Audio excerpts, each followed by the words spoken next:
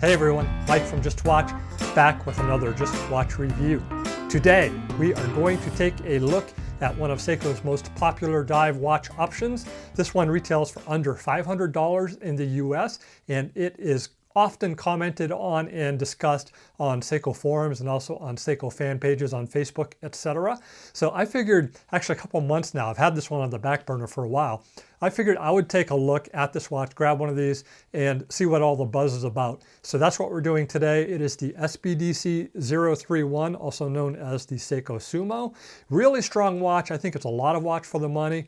There are a couple of things though that bothered me. So you guys might already have a good guess as to what those couple of things are, especially if you guys are tuned into the Seiko buzz online lately regarding their QC issues. Not a major deal with this watch, but it is, a couple of things that jumped out at me that I think should be addressed at this price point.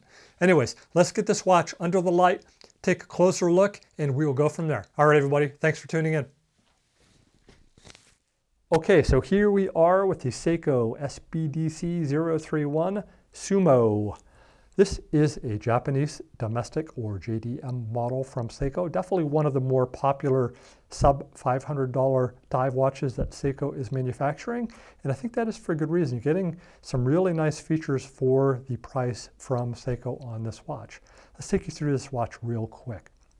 You have a 45 millimeter case diameter, 52.6 millimeters from lug to lug, and 13.3 millimeters depth.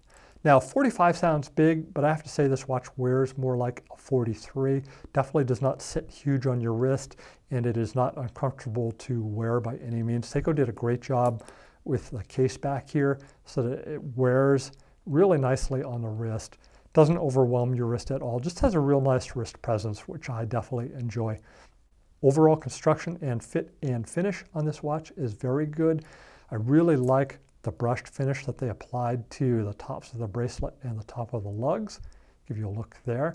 And I also very much enjoy just the razor sharp difference between the brushed finish and your polished lug sides. And you can see just how nice that finish is applied by Seiko. Seiko definitely knocks it out of the park as far as fit and finish goes, as you can see. That is the Zaratsu polish from Seiko. One other interesting thing that I picked up too on this watch is they applied that little bit of an angle on the inside of each lug.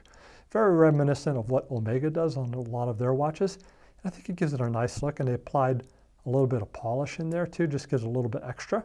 And also you'll see some polish finish touches on top of this oyster style bracelet, which is also very nice. The movement on this watch is a 6R15, which vibrates along at 21,600 vibrations per hour. It is a 23 joule movement. This particular watch is running about 4 seconds fast per day, which is well within Seiko's range. It is pretty acceptable, I think, for the price point on this watch. I don't think that is horrible by any means. And it's also pretty easy to regulate. So the 4 seconds per day that I came up with is leaving it in this position overnight every night. Everyday wear for, when you get up in the morning through the end of the day, and then leave it like this. So if you leave it in this position overnight, I think you can regulate some of that time down, as the watch tends to run slower in this position, as most do. So do be aware of that if you own one that is running a little bit fast, as this one is. Bracelet on this watch is very nice. As I mentioned, really nice polish. It is a pin and collar style bracelet. It has a double locking deployment clasp with twin trigger deployment, and of course the pin style. So right down on there, there's your twin triggers there, and then there is your locking clasp with a Seiko signature. It has 4-position micro adjust with a pin tool from the outside, very typical, and really nice operation, very easy to operate, no problems at all. And then you have stainless steel stamped inner pieces for that clasp. Pretty much what you would expect from a $500 watch bracelet from Seiko. Overall, dial on this watch is very nice, very legible, very easy to read in any light condition, especially in the dark. It has your Seiko LumiBright, which is just very active and very sensitive to light.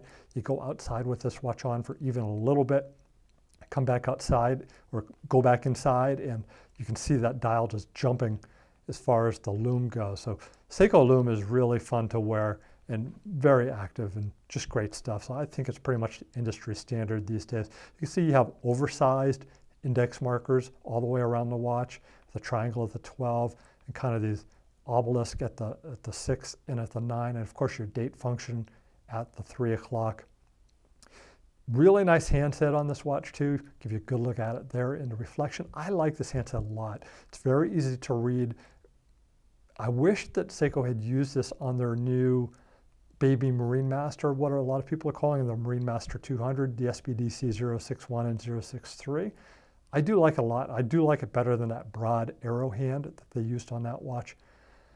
Really like the second hand on this too. It's reminiscent of the old 6159s. And actually the case kind of reminds me of the 6159 too, with the 4 o'clock crown and just the outside shape of the lugs. As far as the bezel goes, you have an aluminum bezel insert with some real fat font, very easy to read, and you have your index markers going all the way around, of course. Bezel action, this is one place where this watch falls a little bit short, and I feel it should be better for this price point from Seiko. So when I received the watch, it was very stiff out of the box. So what I did is I just added a little bit of lube underneath the bezel at both the 12 and the 6, and then spun it around a bunch. And it definitely performs pretty well now. It's still a little bit on the stiff side. It's 120 click as well. But I wish that it came just a little bit less friction underneath there. All in all, not bad. It lines up pretty well. No problems there as far as that goes. One interesting thing that they did with the bezel on this tour, actually more precisely with the case, is so you can see it's almost like a coin edge bezel with every other mark or every other index mark missing. So it's kind of spaced out. And then in the case, they built these shrouds on the side of each case that actually cover the bezel. As you can see there, you can't see the whole bezel. You can't grip the bezel tight enough from the sides to change it. The only place you can change the bezel timing is, at the top here. That would be from the 11 to the 1, and then from the 7 to the 5. So you are somewhat limited. The good news is that at these positions, even with these slippery white cotton gloves on, it is very easy to change that. The crown on this too, you have a signed Seiko crown. And I have to say the crown on this is an A+. They really knocked it out. It operates beautifully. It threads in and out very nicely and very precisely. When you get out here, it's a very noticeable pop that you're to the out position where you can pop it out to the first position to change the date. And then changing the date is, actually I was going the wrong way I think there. Yeah, so there we go. So changing the date is very noticeable. You can actually feel it through the crown. You can actually hear it too. I don't think the mic will pick it up. You can both feel and hear it. So it really pops over quite nicely. And then of course the second position, you do have hack. You'll notice that the second hand stops. And then changing your time, not a problem at all on changing the time. It's very precise. There's no sponginess and there's no feeling that that wants to creep on you after you get the time changed. And then when you go back to lock it down, very nice solid pop when you go back down. You have a spring action, nice and stiff spring action there, and then threading it back in, even with gloves on, is not a problem. And it's a very secure feeling, never feels like it wants to cross thread. And then when you're all the way down locked in, very secure feeling too when you hit that stop. There's no sponginess or anything like that at the stop. Overall, I really like this case and I really like this watch. I think they did a beautiful job on the finish. We'll give you a look at the case back too. So a screw down case back with the typical Seiko Tsunami Wave signature on the back there. Really nice, just a little bit of signing going around. Pretty typical for Seiko. I think mechanically they did a great job. 6R15 movement, it's a 23 jewel, 21,600, very durable, robust, pretty accurate movement. Great crown, kind of a mediocre-ish bezel and a great dial, very easy to read. The watch is very comfortable on too. Let's show you what it looks like on the wrist. We'll pop off our trusty Black Bay Black here, if we can get it over the glove. And I'll go on the wrist with the Seiko. So there it is on my 7-inch wrist. Like I said, it is not enormous on my wrist at all, and it sits down quite nicely. No problem getting shirt cuffs over it. Overall impressions on this watch, I have to say, I'm going to give it a B- for the dollar. And let me tell you why I'm giving it a B- and not a higher grade. We have some alignment issues again from Seiko. So you see, looking very closely down at that index marker at the 12 o'clock, you'll see that that chapter ring, that bold 12 o'clock chapter ring mark is once again shifted over towards the 1 o'clock just a hair. I don't know why Seiko can't get this right, but once again, there is a problem there. Not everybody's going to be noticed, or not everybody's going to notice that or be bothered by it, but it's something that does bother me when things aren't aligned. And the other reason I'm giving this watch a little bit of a downgrade is because of the bezel. To me, if I'm spending $500, I don't think I should have to go in and add lube to be able to operate the bezel. When it came out of the box, it was very difficult to turn. Like, I don't think I would have been able to turn it with these gloves on. It was that stiff.